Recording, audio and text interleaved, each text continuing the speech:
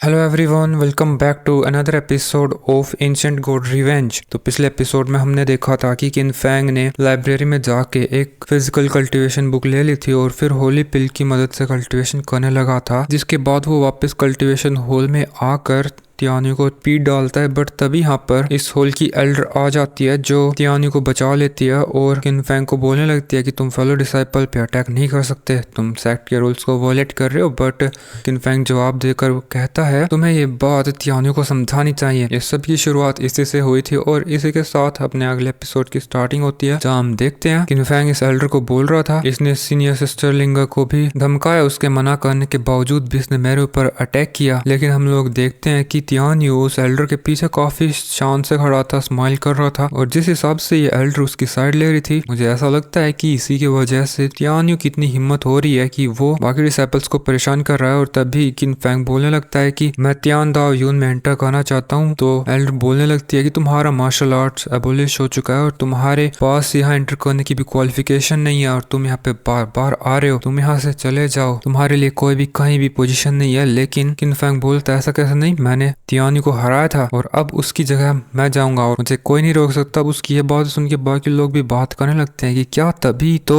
ये किन फैंग यहाँ आ रहा है, लेकिन इस तियानी को तियान दाओ यून में जाने की क्वालिफिकेशन कैसे मिल सकती है। ये एल्डर डेफिनेटली उसे फेवर कर रही है। बट तभी हम तियानी को देखते हैं, वो किन्यू को बोलने लगता है कि मैं तुमसे बिल्कुल नहीं हारा था बेम्बू फॉरेस्ट में, तुम हारे थे मुझसे। लेकिन किन फैंग कहता है अच्छा अगर ऐसी बात है तो हम लोग दोबारा से लड़ाई क्यों नहीं करते, वो भी ग्रेट एल्डर्स के सामने। और तभी जो एल्डर थी वो बोलती है कि तियान दाओ यून के लिए जितने भी पोजीशन है वे पहले से फिल हो गई, अब उनको नहीं बदला जाएगा। अगर तुम यहाँ से नहीं गए और तियान्यू को परेशान करना नहीं छोड़ा तो मैं खुद तुमसे डील करूंगी सेक्ट के रूल्स के अकॉर्डिंग। तो फिर किन फैंग बोलता है मैंने तियान्यू को हराया था और अगर ये उसकी पोजीशन गिव अप नहीं करेगा तो मुझे इसको फिर से पीटना पड़ेगा और वो बिल्कुल भी अच्छा नहीं होगा, इसीलिए मैं दोबारा से हमारे बीच में एक डुअल करना चाहता हूँ। अब वो फीमेल एल्डर कुछ बोल पाती, उससे पहले ही यहाँ एक और एल्डर पहुंच जाता है और वो कहता है ठीक है ठीक है। इससे वो फीमेल एल्डर तो काफी ज्यादा गुस्सा हो जाती है, वो कहती है बिल्कुल भी नहीं। लेकिन दूसरा एल्डर बताने लगता है कि किन फैंग ने जो कहा उसका वो सही है और वैसे भी तियान दाओ यून के लिए जो ट्रेनिंग की जगह है उसके लिए क्वालिफिकेशन होनी भी जरूरी है और वैसे भी मैंने सुना है कि इसने तियानी को हरा दिया था, तो मैं डेफिनेटली दोबारा से देखना चाहूंगा इसने कैसे हराया था। यहाँ पे ये फीमेल एल्डर कह रही थी आप ऐसा कैसे कर सकते हैं, तो वो एल्डर बताने लगता है मैं ऐसा कैसे कर सकता हूँ, एक्चुअली मैंने खुद अपनी आंखों से देखा है पिछले कुछ दिनों से तियान्यू सिर्फ किन फैंग से मारी खाया जा रहा है। अगर वो उसे कन्फर्म भी नहीं कर सकता तो उसको तियान दाओ युआन से हटा देना चाहिए, हमें कमजोरों की कोई जरूरत नहीं है। और वैसे भी ये मैटर अब सबके सामने आ चुका है, तो तियान्यू के पास वैसे भी ड्यूअल करने के अलावा कोई ऑप्शन नहीं है, नहीं तो बाकी लोग इसके बारे में क्या सोचेंगे। तो तियान्यू ऐसे सबके सामने बोलता है तो ये तेरी चाल थी, खैर इससे कुछ नहीं बदलेगा, मैं तुझसे लड़ाई लड़ूंगा और इस बार तेरा कचूमर बनाऊंगा, मैं तुझसे नहीं हारूंगा। तो किन फैंग भी बोलता है ठीक है तेरे शब्दों को याद रखना, क्या पता ये बदल जाए। इसके बाद जो एल्डर बताता है तो फिर तय रहा कि तुम्हारे बीच में लड़ाई होगी लेकिन अभी तियान दाओ यून के लिए 7 दिन है, तो इससे पहले तुम कभी भी फाइट कर सकते हो और जो भी जीतेगा उसको तियान दाओ यून में पोजीशन मिलेगी। इसके बाद हम देखते हैं कि लिंगर किन फैंग से पूछ रही थी कि तुम तो बस एक फिजिकल कल्टिवेटर हो और फाउंडेशन बिल्डिंग का 10th लेवल लिमिट है, फिर तुम कैसे जीतोगे। तो वो कहता है मेरे पास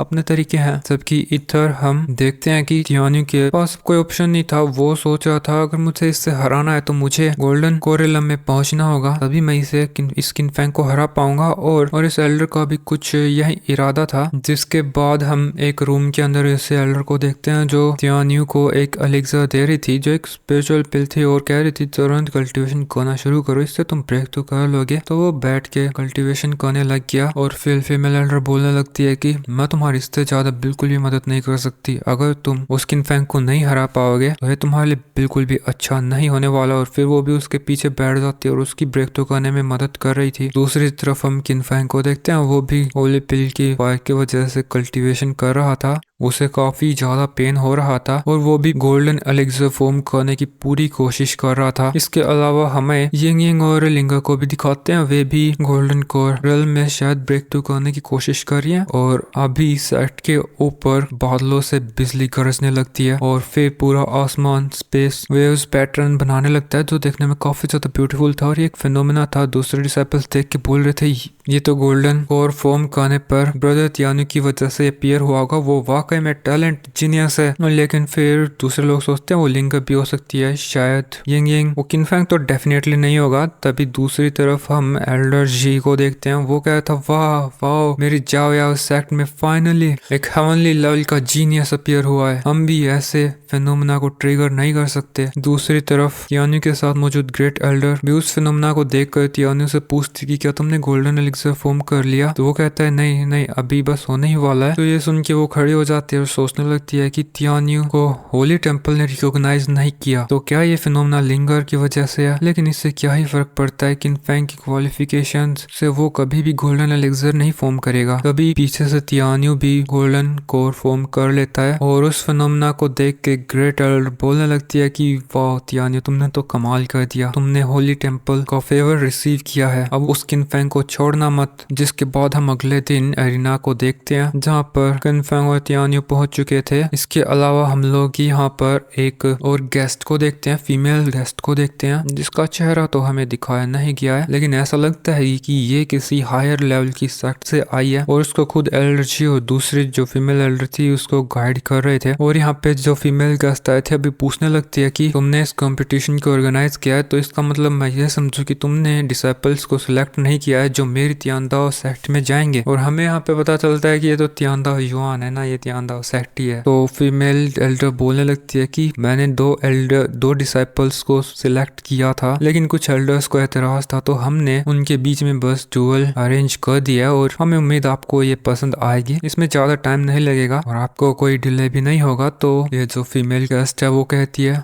ठीक है जो फाइट शुरू करो। तो एल्डर्स बैठ जाते हैं और फिर फाइट की अनाउंसमेंट होती है और यहाँ पे तियानु आ जाता है और वो आते ही बोलता है वो कमजोर कहाँ है जो मुझे चैलेंज कर रहा था। और उधर से दूसरी साइड से हम किनफैंग को भी देखते हैं, वो भी ऊपर आ जाता है और बिना समय जाया करे ये फाइट के लिए तैयार हो जाते हैं और तियानु तो सीधा ही अटैक कर देता है। उसके साथ ही उसे चिरअप कर रहे थे कम ऑन ब्रदर तियानु किनफैंग के ऊपर पहुंच चुका था, लेकिन उसके अटैक को किनफैंग हाथ से रोक लेता है और फिर उसके पेट में लात मारता है कि वो हवा में उछाल देता है और फिर हवा में उसके पेट में मुक्का मारता है और खत्म, फाइट खत्म। चारों तरफ धुआं धुआं हो जाता है। देख के तो ऐसा ही लगता है कि तियानु अब आगे नहीं उठेगा। किनफैंग ने उसका पैर उसके ऊपर रखा हुआ था, सब चुप थे और उनकी आंखें साफ करने लगे थे। सोच रहे थे ये किनफैंग इतना तो स्ट्रॉन्ग नहीं होना चाहिए कि एक ही मूव में ब्रदर तियानु को हरा दे। और यिंग भी काफी ज्यादा मतलब डरी सहमी थी। और दूसरी तरफ जो फीमेल एल्डर थी वो खड़ी हो जाती है तो इम्पॉसिबल है और उसकी बात किनफैंग सुन के बोलता है इम्पॉसिबल कुछ भी नहीं है, इस तियानु की जगह मैं तियांदाओ सेक्ट में जाऊंगा प्रैक्टिस के लिए, अब से वो स्पोर्ट मेरा रहा। लेकिन वो एल्डर मना कर देती है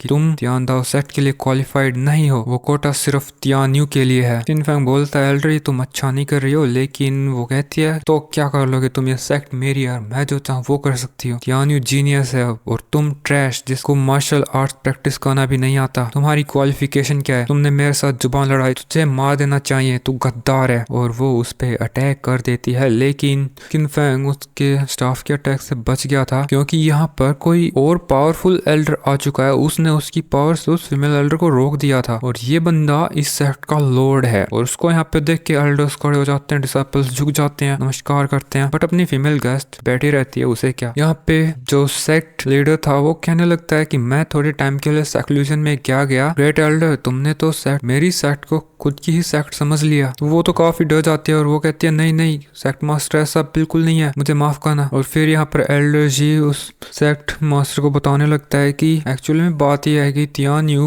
पहले तियांदाओ सेक्ट को ज्वाइन करने वाला था, बट इसी एरोगेंसी में उसने बाकी डिसाइपल्स को परेशान करना शुरू कर दिया और किनफैंग ने उसे कूट दिया। बस यही प्रॉब्लम है, इसीलिए इस डुअल को अरेंज किया गया था। किनफैंग ने तियानु को हरा दिया है, लेकिन एल्डर इस बात को एक्नॉलेज करने से मना कर रही है। और बात यही हुई थी जो हार जाएगा वो उसकी तियांदाओ सेक्ट में पोजीशन गिव अप कर देगा। तो सेक्ट लीडर कहता है तो ठीक है, किनफैंग तियांदाओ सेक्ट में जाएगा विनर को सब कुछ मिलेगा, लूजर को कुछ भी नहीं। और किनफैंग उसको थैंक्स बोलता है। इसके बाद हम एक रेगिस्तान के अंदर देखते हैं। इसे अपनी फीमेल गेस्ट के साथ किनफैंग, लिंगर और यिंग यिंग जा रहे थे पैदल पैदल। और यिंग यिंग की हालत तो काफी ज्यादा खराब थी। वो कह रही थी कि हम लोग पैदल क्यों जा रहे हैं, मेरे तो पैर दुखने लगे हैं, क्या हम लोग उड़ के नहीं जा सकते। तो उसकी बातें सुन के किनफैंग बोलता अभी तो आधा दिन ही हुआ है, ध्यान दाओ सेट 3 दिन चलने के बाद ही पहुंचा जाएगा। वो उसकी फिर से इंसल्ट करता तो यिंग यिंग को अच्छा नहीं लगता। वो कहती है आगे से एक शब्द और निकालना, जाओ सेक्ट को छोड़ने के बाद तुम ऐसे एरोगेंट एक्ट नहीं कर सकते, स्पेशली मेरे सामने। किनफैंग तो उसे गुस्से भरे तेवर में देखता है और बस वो दुबक जाती है। किनफैंग कहता है जब तुम सेक्ट में थी तब बात अलग थी, क्योंकि तुम क्लैन लीडर की डॉटर हो, लेकिन यहाँ पे तुम कुछ भी नहीं। अपना एटीट्यूड चेक में रख, नहीं तो उसे तोड़ने में मुझे ज्यादा देर नहीं लगेगी। अब वो फीमेल गेस्ट इनकी बातें सुन के कहती है बस भी करो, एक्चुअली में मेरा ब्रदर यहाँ पे आने वाला था, बट किसी काम की वजह से उसे सेक्ट के मिशन के लिए कहीं जाना पड़ा, इसीलिए मैं यहाँ पे आई, नहीं तो वो तुम्हें उड़ा के ही ले जाता। और अब चुपचाप चलो। तो सारे उसकी बात मान के आगे बढ़ने लगते हैं। और किनफैंग उससे पूछने लगता है सीनियर सिस्टर हमें तुम्हारा नाम तो नहीं पता। तो वो बताती है मेरा नाम है जो जिंगवैन। और इसका नाम सुनते ही ये तीनों काफी ज्यादा चौंक जाते हैं। इसका मुझे तो एक ही मतलब लगता है कि ये जिंगवैन काफी ज्यादा स्ट्रॉन्ग है या फिर किसी स्ट्रॉन्ग कल्टीवेटर की फैमिली से है। और दोस्तों इसी के साथ ये एपिसोड इधर ही खत्म हो जाता है। Bye bye.